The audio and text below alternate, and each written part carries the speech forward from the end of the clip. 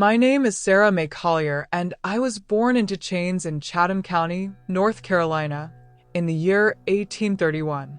The red clay beneath my feet has known my blood, my sweat, my tears, and now it would know my voice, though they would do everything in their power to silence it forever. I work the tobacco fields of the Hartwell Plantation, where the leaves grow thick and green under a sun that shows no mercy to those of us who labor beneath it from dawn until the last light bleeds from the sky. My hands are calloused and cracked, split open in places that never quite heal, stained a permanent brown from the tobacco sap that seeps into every crease and crevice of my palms. The smell of it clings to my skin, my hair, my clothes, sweet and sickly, a scent I will carry with me all my days. I am 24 years old, though some mornings I feel ancient, as if I have lived 100 lifetimes in this body that aches and protests with every movement. The plantation stretches across 300 acres of rolling North Carolina land, beautiful in a way that mocks us. How can something so lovely contain so much suffering? The main house stands white and proud on the hill, its columns reaching toward heaven like prayers from people who don't know what prayer truly means. Behind it, hidden from the road, are the slave quarters, 12 rough cabins where nearly 80 souls try to find rest after days that break both body and spirit.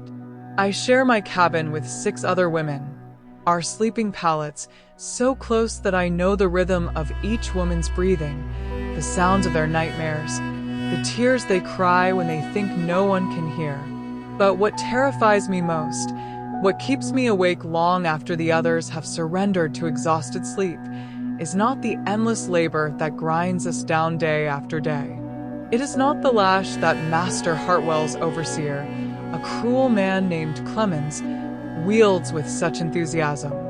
It is not even the hunger that gnaws at my belly when the rations run short in winter, or the cold that seeps through the gaps in our cabin walls. What I fear most is what happened 3 months ago in the barn behind the big house, and what they are doing now, what they have been doing every single day since, to make absolutely certain that no one ever knows the truth of it. Master Hartwell's nephew, Thomas, came to visit from Raleigh that summer. He was 22 years old, fresh from university, full of ideas about progress and civilization and the modern world. He spoke kindly to us at first, smiled, asked our names, commented on how well kept the plantation was. That should have been my warning. I had lived long enough to know that kind words from white men always come with a price attached, a price we would be forced to pay whether we agreed or not. It happened on a Tuesday evening in August. I remember it was Tuesday because that was the day I had to collect eggs from the henhouse behind the barn, a task I had performed hundreds of times without incident. The sky was turning that deep purple color it gets just before full dark, and the cicadas were singing their lonely, desperate song in the trees. I was thinking about my mother, who lived on the neighboring Johnson plantation, wondering if she was looking at the same darkening sky, when what Thomas did to me in that barn, what he took from me with violence and entitlement, and the absolute certainty that he could do anything he wanted to my body without consequence, I cannot put into words that wouldn't burn straight through this page. But I can tell you this, I fought him with every ounce of strength I possessed. I screamed until my throat was raw and bleeding. I clawed at his face, his arms, anything I could reach. And someone heard me. Multiple people heard me.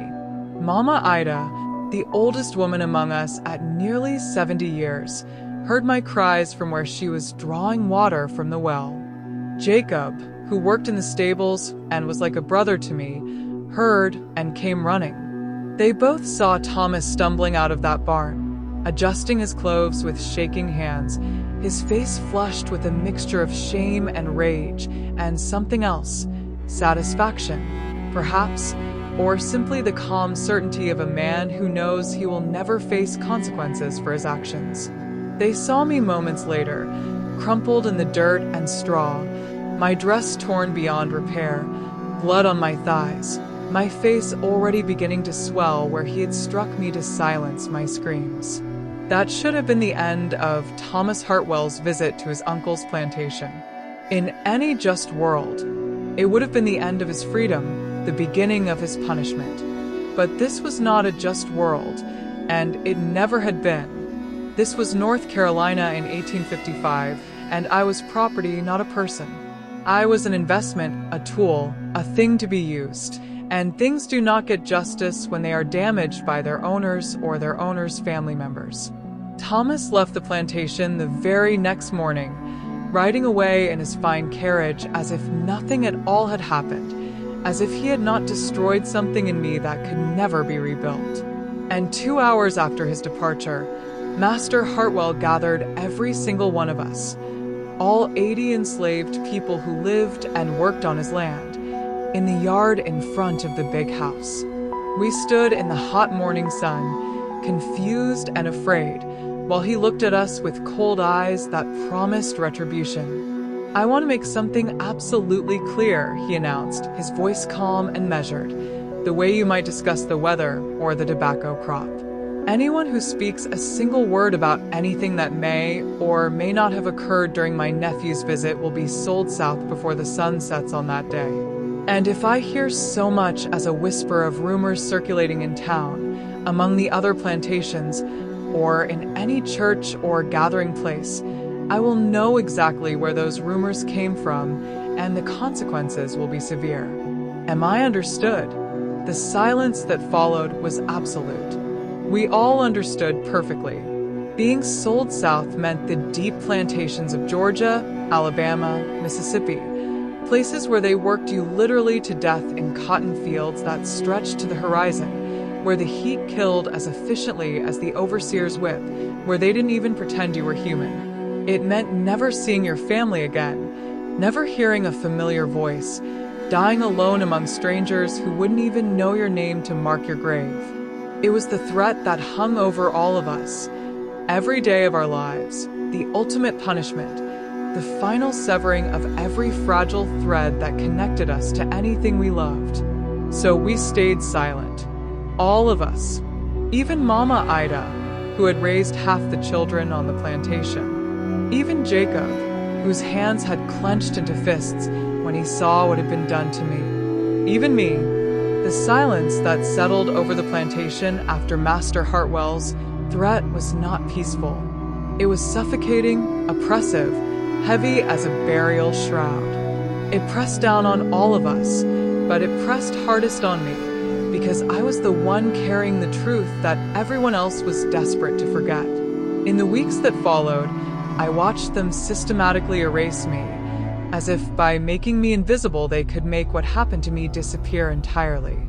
Master Hartwell sent me to work in the farthest tobacco fields, the ones that bordered the swamp where the mosquitoes rose in clouds so thick you breathed them in with every breath.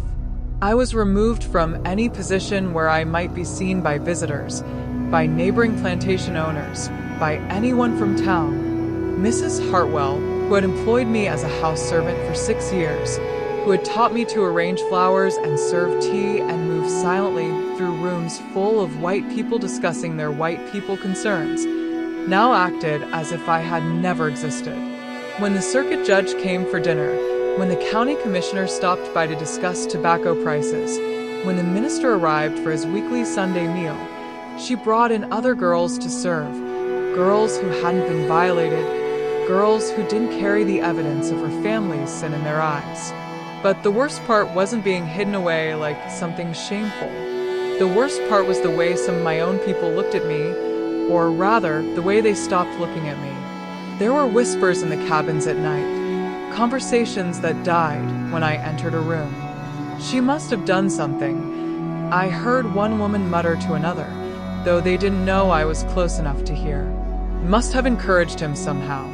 Must have smiled at him wrong, or showed him something she shouldn't have. White men don't just do things like that for no reason. It was easier for them to believe I had somehow invited my own destruction than to accept the truth, that none of us were safe, that any white man could do anything he wanted to any of us at any time, and there was nothing we could do to stop it. To acknowledge what really happened to me meant acknowledging their own vulnerability, their own powerlessness, and that was a truth too terrible to live with every single day. Mama Ida never blamed me. She would slip extra cornbread into my hand when the overseers weren't watching, would touch my shoulder in passing, would look at me with eyes full of sorrow and understanding. But she didn't speak about it, couldn't speak about it, because she had 5 grandchildren on this plantation, and the threat of being sold south applied to her too. Jacob stopped looking at me altogether, and I understood why. Every time he saw my face, he was forced to remember that he had been utterly powerless to protect me, and that knowledge was killing him slowly, carving him hollow from the inside out. At night, lying on my pallet in the cabin I shared with women who now treated me like I carried some contagious disease, I would feel the truth burning inside me like a fever that wouldn't break. It wanted out. It demanded to be spoken, to be acknowledged, to exist in the world as a real thing that had happened to a real person with a real name, Sarah Mae Collier, not just that girl, not just Hartwell's property, but me, a human being whose violation mattered. But every time I opened my mouth to speak, Master Hartwell's voice echoed in my mind, sold south before sunset. So I swallowed the truth day after day, and it sat in my belly like poison, spreading through my blood, my bones, my dreams. October came, bringing cooler air and the constant labor of the tobacco harvest. My hands bled from stripping the leaves, my back screamed from bending over plants for 12, 14, 16 hours a day. But physical pain was almost a relief. It gave me something to focus on besides the truth that was consuming me from the inside out. Then, on a Sunday morning when the autumn sun painted the world in shades of gold that mocked our suffering, everything changed. A circuit preacher arrived at the plantation, a white man named Reverend Samuel Morrison from the Methodist Episcopal Church. He was different from our usual minister, Reverend Parks, who preached comfortable sermons about obedience and knowing one's place in God's divine order. Reverend Morrison was younger, maybe 35, with sharp eyes that seemed to actually see us. Not through us, not past us, but see us as people. He had been traveling through Chatham County, preaching at various plantations, and Master Hartwell couldn't refuse him hospitality without appearing ungodly in front of the other plantation owners in the region. The service was held in the yard, as it always was. We stood in our designated area, always separate, always apart, while Reverend Morrison preached. But his sermon wasn't about obedience or contentment or accepting our lot with Christian humility. Instead, he spoke about truth with a passion that made the air itself seem to vibrate. The truth is a living thing, he declared, his voice carrying across the yard to where we stood in our worn Sunday clothes, our one set of garments that weren't work-stained and falling apart. You can try to bury it 6 feet deep. You can try to hide it in darkness. You can try to pretend it never existed at all. But truth has a way of rising up, of pushing through the soil, of making itself known in the light of day. God sees the truth, even when men try to hide it. God knows what happens in the darkness, behind closed doors, in barns and back rooms and places where people think no one is watching. And God will bring it to light, because that is his nature, to illuminate, to reveal, to make known what was hidden. I felt something crack open inside my chest, like ice breaking on the river in spring.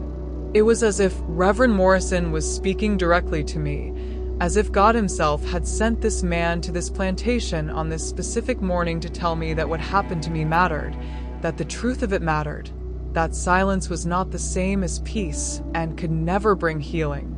After the service, Reverend Morrison did something unusual.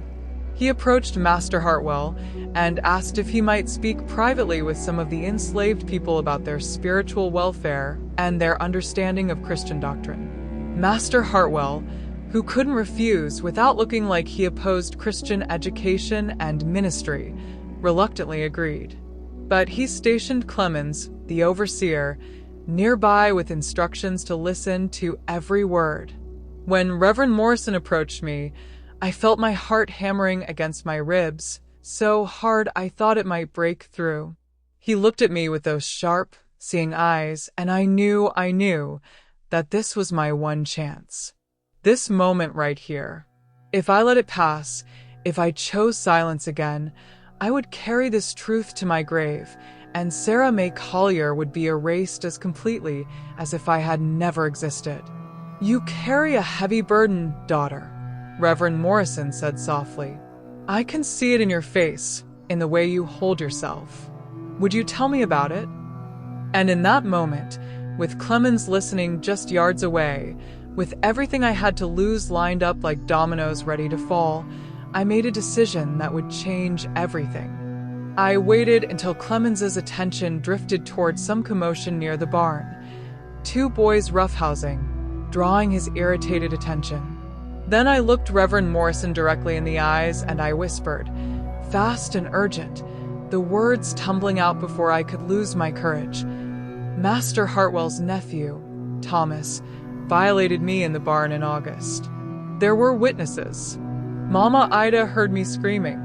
Jacob from the stables saw him coming out afterward, saw what he'd done to me.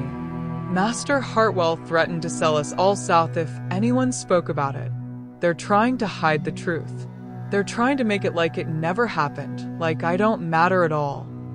Reverend Morrison's face went pale, then flushed red with an anger I had never seen on a white man's face. Not anger at me, but for me.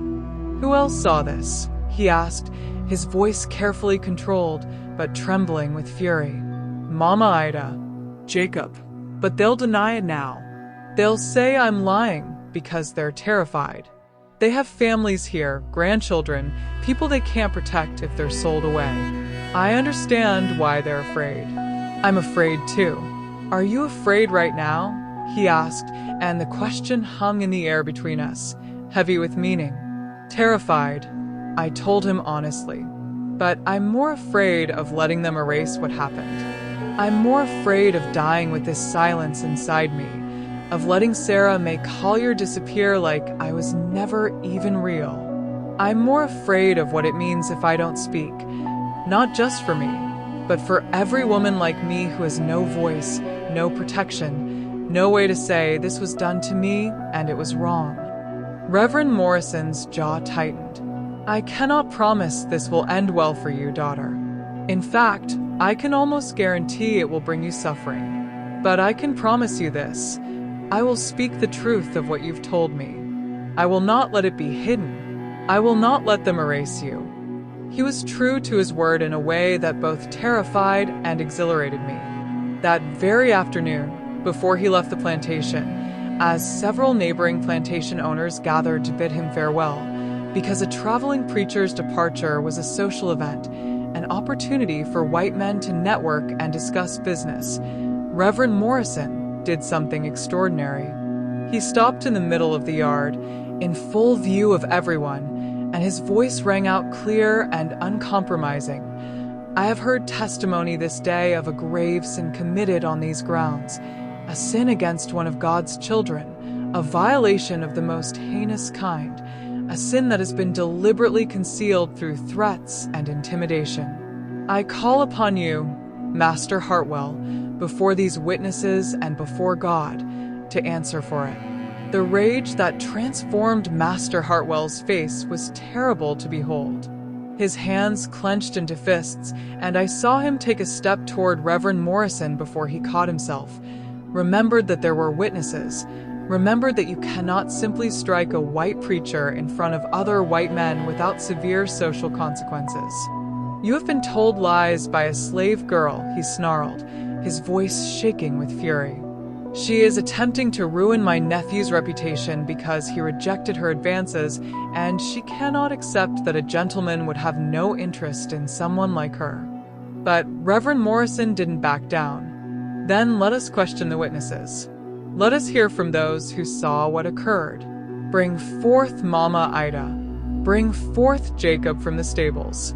Let them speak before God and these gathered men." Clemens was sent to drag Mama Ida and Jacob forward, and I have never seen two people more terrified. Mama Ida's legs were shaking so badly she could barely walk, and Jacob's face had gone gray as ash. They were being forced to choose between truth and survival, between their conscience and their families, and I hated that I had put them in this position. I hated that my need to speak had endangered them. But I also knew that silence was killing all of us slowly, that we were drowning in lies, and someone had to break the surface and breathe real air, even if it meant going under again. Master Hartwell's eyes promised death if they spoke. They promised worse than death.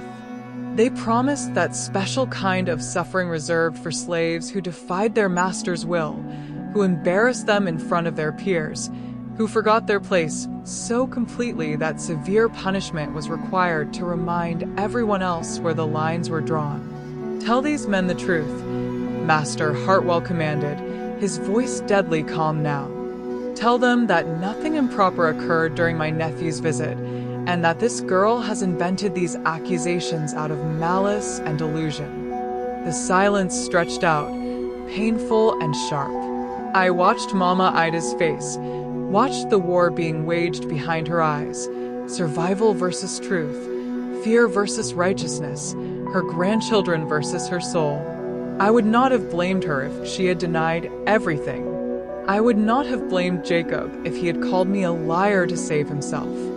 How could I? What right did I have to ask them to sacrifice everything for my truth? But then something miraculous happened. Mama Ida, who had survived 70 years of slavery, who had been bought and sold 3 times, who had buried children and grandchildren and a husband, who had every reason to choose safety over truth, straightened her bent back and lifted her chin and said in a voice that shook but did not break, I heard that girl screaming.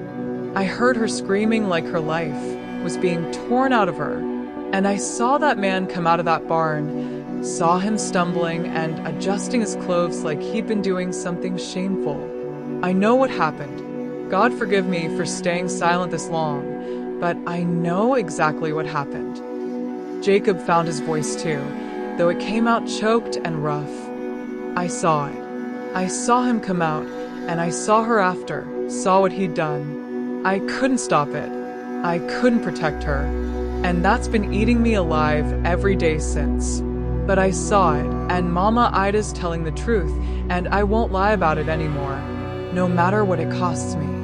The gathered plantation owners stirred uncomfortably. This wasn't how these situations were supposed to go. Slaves were supposed to back down, supposed to recant, supposed to know their place. The fact that 2 of them were standing there telling the story in front of white witnesses created a problem, because now the situation couldn't simply be swept away. Now there was corroboration. Now there was testimony that would spread through the county like wildfire, regardless of what happened next. Master Hartwell's face had turned a dangerous shade of purple. These slaves are lying to protect this girl, who is clearly...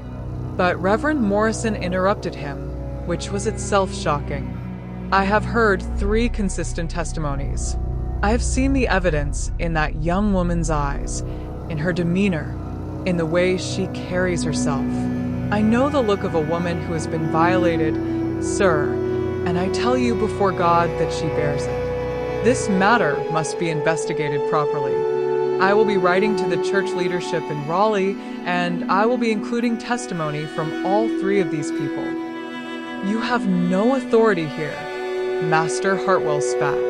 I have the authority of God's truth, Reverend Morrison replied calmly, and that is the only authority that ultimately matters.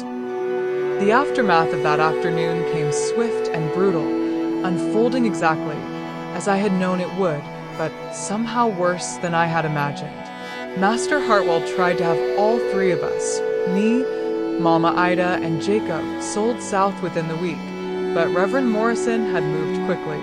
Before he even left Chatham County, he had written letters to the Methodist Episcopal Church leadership, to abolitionist sympathizers in Raleigh, to Quaker families he knew who opposed slavery, and to several influential women in the church who had been working quietly against the institution for years. The story spread through the county like fire through dry grass, not because people necessarily believed it or cared about justice for an enslaved woman, but because scandal is always entertaining, especially when it involves the educated nephew of a prominent plantation owner. Thomas Hartwell's name became poison in Raleigh. His university friends distanced themselves from him. Families who had considered him as a potential husband for their daughters suddenly found him unsuitable.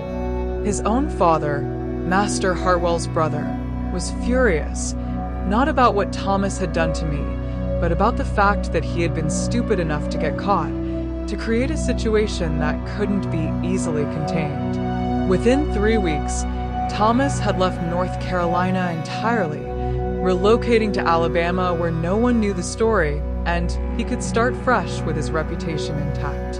As for me, I was still Master Hartwell's property, and he was determined to make me pay for humiliating him. The sale south was arranged with a trader who specialized in difficult slaves, those who had run away, who had fought back, who had dared to speak when silence was demanded. I had 1 week to say goodbye to everything I had ever known, every person I had ever loved. I spent that week in a fog of terror and strange, unexpected relief. At least the truth was out. At least Sarah May Collier had spoken. At least I would not die having never said what was done to me. But on the morning I was supposed to be handed over to the slave trader, something unexpected happened. A Quaker family named the Spencers arrived at the plantation with a bank draft. They had been moved by the scandal and by Reverend Morrison's passionate letters describing my situation. They offered to purchase me, not to use me as a slave, but with the explicit intention of working toward my manumission. Master Hartwell, who was eager to be rid of me and happy to take their money, agreed immediately. I was given 5 minutes to gather my few possessions, and then I was leaving the only home I had ever known, riding away in the Spencer family's wagon toward an uncertain future. The Spencers were good people. They truly were.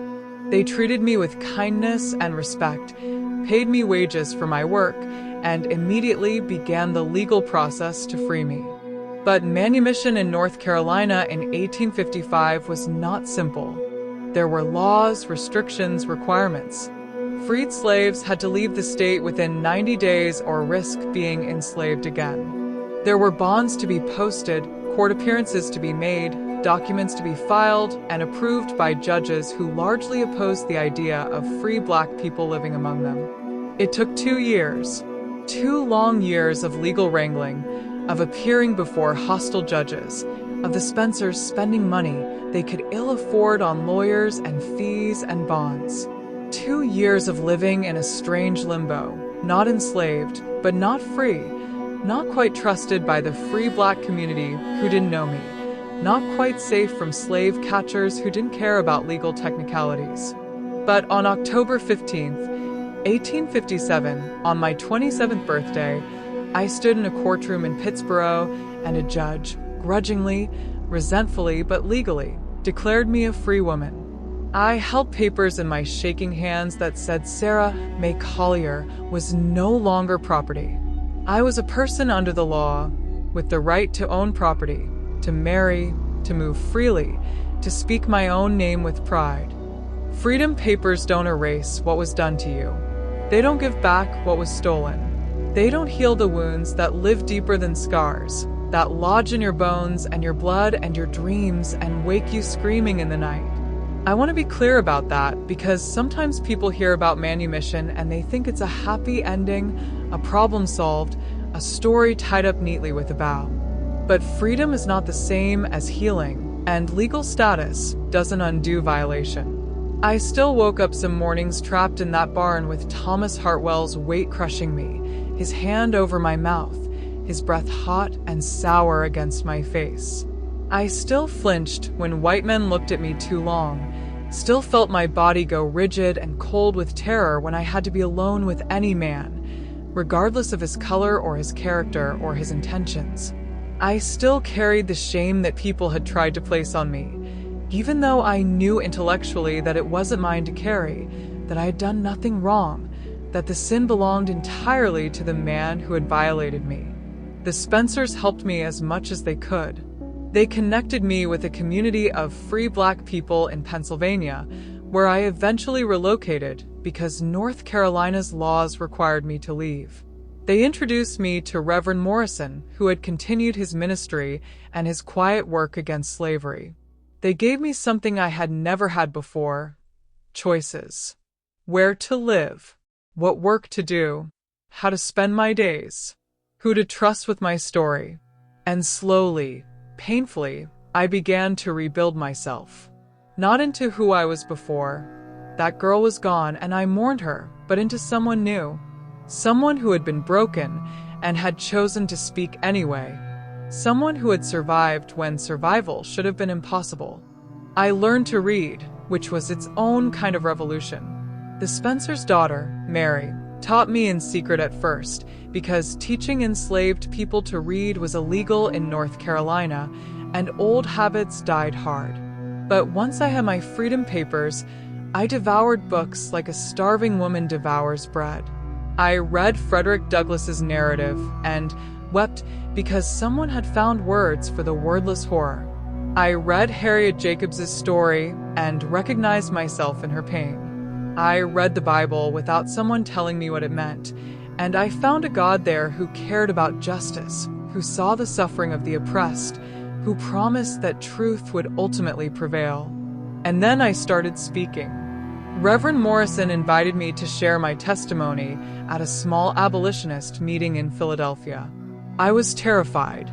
I had spoken the truth once to Reverend Morrison on that Sunday morning in Chatham County, and it had cost me everything I knew. But I had also learned something in that moment, that my voice mattered, that Sarah May Collier's truth deserved to exist in the world, that silence was a kind of death, and speaking was a kind of resurrection. So I spoke. I told a room full of white abolitionists, mostly Quakers and progressive Methodists, people who opposed slavery but had never experienced it, what it meant to be an enslaved woman in North Carolina. I told them about the daily humiliations, the constant fear, the way we were treated as less than human.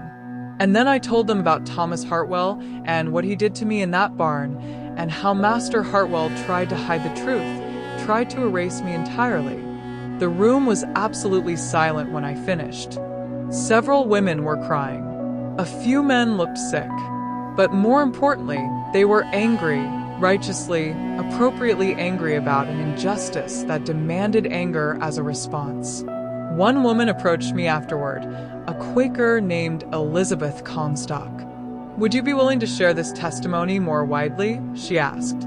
"There are many who need to hear it." And so I became a speaker for the abolitionist movement, though I never quite expected or wanted that role.